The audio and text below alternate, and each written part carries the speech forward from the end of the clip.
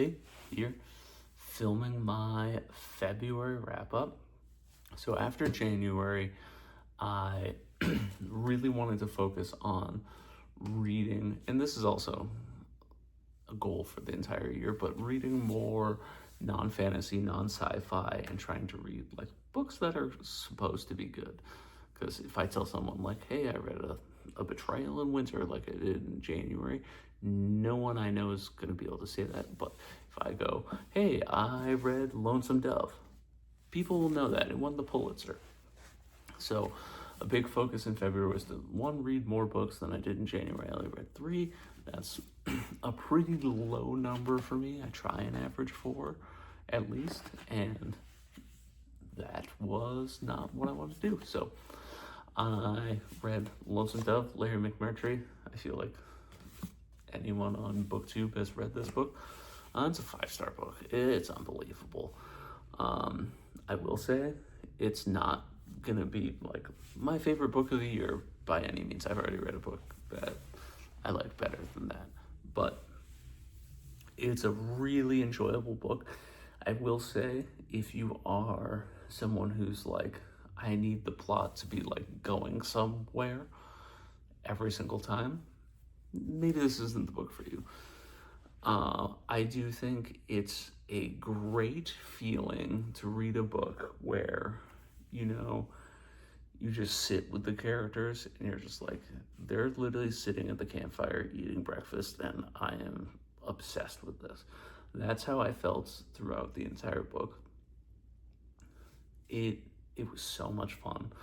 The characters were so good, and you just go and you even like the characters who are assholes, who like don't accomplish anything, who are massive negative to the team. You're just like, I just want to hear what's going on with you. I think this is the ultimate vibes book. If I'm going to recommend, like, you want to vibe out, listen to cowboys just talk, there are some like dark points where you're just like, oh, those characters died, and is really upsetting. But at the end, like, you get 10 chapters later, and I kind of forgot they existed because I was just having a good time. I'm gonna think about what happened to those characters every once in a while, but if you ask me, like, what do you remember about Lonesome Dove, I'm gonna talk significantly more about just them, the characters kind of chilling or doing whatever, than like the main antagonist in the book. I didn't really care about. Like, he was a real bad guy, but like, he wasn't my focal point whatsoever. I didn't care. I just was there for Gus, for Gus, really, the entire time, and it was a great read. I couldn't recommend it anymore. The second book I read of the month was Malice by John Gwynne. This is a book that I bought all 4 of this series before, probably in like the second book I read in February was Malice by John Gwynne. Now, this book I bought, not just this book, but the entire series, because this is when I started getting into BookTube, and I would hear this occasionally, and this was a book where I was like, this sounds right up my alley.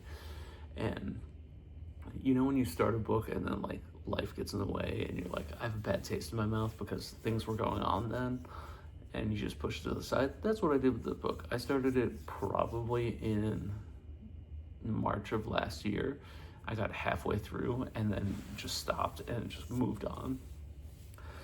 And so then I was like, I want to finish this series. It's a 4-book series, and I want to finish it. I own all the books on my Kindle, and I want to finish it before the end of the year. I'm just going to fit in each one of them once a quarter. So this is when I fitted in the first quarter, and it was okay.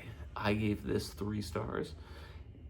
I enjoyed it. I enjoyed the characters, which I couldn't disagree with anyone on BookTube even more about this book, is they're like, this is so fast paced, it picks up so quickly. I thought this was slow and boring. I will say, the only character I really cared about was Corbin, and it's really hard when you have a character who starts at like 13. I'm not a big, like, I'm not reading a lot of stories where the main character starts at 13. So they have to like grow up and like learn their things. Like the action doesn't happen until like the last 100 pages, and this is like a 600-page book.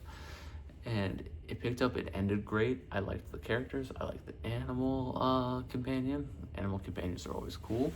Where, like, I guess the only other series where I've read where it's like a 13-year-old is Robin Hobb's, the Farseer trilogy. I haven't read past that. But that Farseer trilogy, I loved because the focal point was just him existing. There's no big overarching things going on until you get to the end, and it's like, oh, it picked up over here. But I was just living, it was kind of like Lonesome Dove, where I was just like living in Fitz Chivalry's shoes. And that was very fun to me in that series in the first book. Whereas this one was like, I'm waiting for something to happen because I'm getting all these other characters who are getting involved in the politics, and there's gods involved and all that jazz. But it didn't pick up for me great until the very end, which I'm interested in reading the second book. I'm gonna read it probably in April. It might be my first April book, so I can knock that one out before, so I can get it done at the beginning of the quarter. But I didn't love it. I'm going to continue. This feels very much like my first Mistborn book. I'm gonna read the second one next month as well. But it very much felt like something that got stuck, and I'm missing something here. But I'm gonna continue.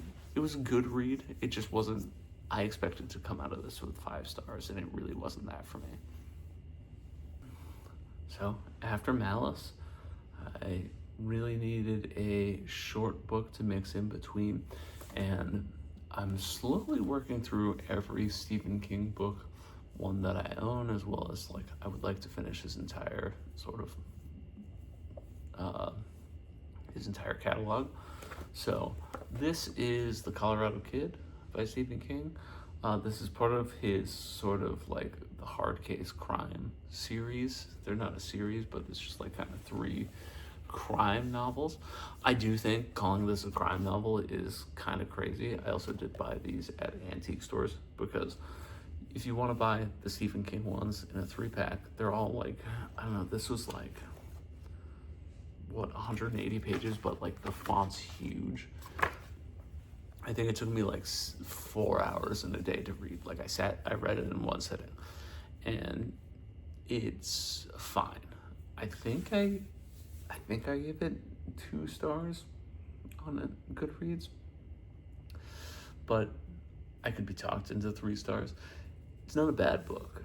It's just not like if I pitched you on, hey, I got this Stephen King sort of crime book. It's not what you'd expect.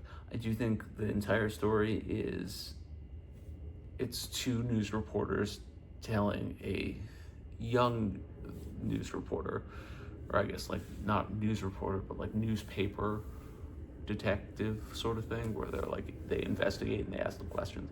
It's 2 like 80-year-old men telling this younger woman about this story of a crime that took place. Spoiler, I'm gonna spoil this.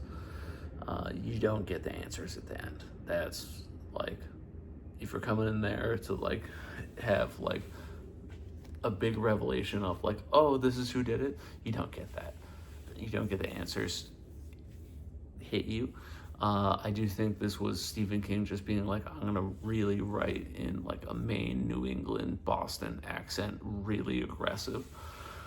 I think that was kind of like 80% of the purpose of this book. It was good vibes though. I'm really talking big vibes this month of reading, but it was like, they're hanging out in like a cool, quaint house. They're hanging out at like a bad restaurant, like just on the main street in a small town in Maine. Like, or I guess it's not a small island in Maine.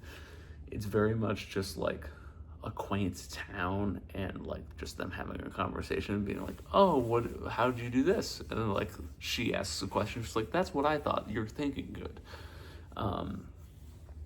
But like you read the book, and as someone who's like from the New England area, you go like, oh, this is just like an absurd over embellishment of the accent to like an extreme. And I think that's just all Stephen King wanted to do here.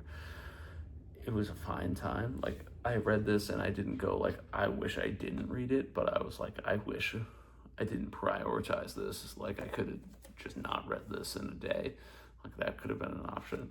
But I don't know, got another Stephen King book under the belt, so that's at least a decent thing. The next book I read was Grave Peril by Jim Butcher. This is book 3 of the Dresden Files. A 3-star book. I've now made it through 3. I would say 2 or 3 stars, and one was like a 2 to 1 star. That was book 2. Was the really bad one. This one probably was my favorite. I did enjoy the mystery. It was interesting. I do like when they lean heavy into ghosts, they leaned heavy into the vampires.